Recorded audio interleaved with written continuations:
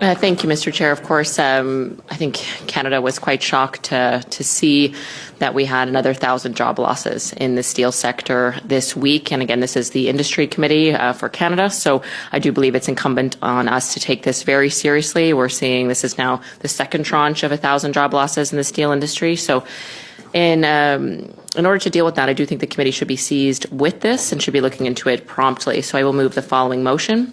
Given that Algoma Steel's CEO has publicly confirmed that the Liberal government knew in advance that the company's restructuring plans always included major layoffs and nonetheless approved a $400 million federal loan days before 1,000 workers were told their jobs were gone.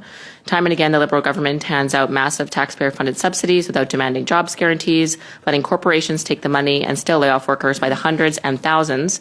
The committee reports to the House that it condemns the lack of jobs guarantees included in the Liberal government's financing agreement with Algoma Steel and stands in solidarity with Canadian steelworkers.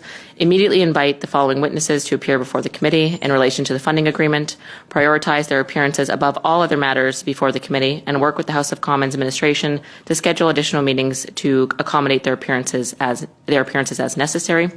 The Minister of Industry, the Minister of Finance, the Minister of Jobs and Families, the CEO of Algoma Steel, representatives of the United Steelworkers, and any other relevant witnesses. Thank you, Mr. Chair.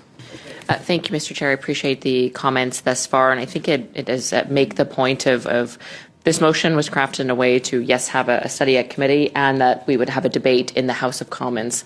And unfortunately, I'm getting increasingly concerned that we are having a lot of pushback for having concurrence debates, which carry weight, which carry votes. Often ministers will come comment on them.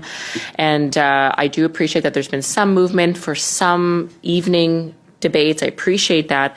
But again, I think the gravity of the situation we're facing is it seems not to be being recognized by not allowing serious debates of concurrence in the House.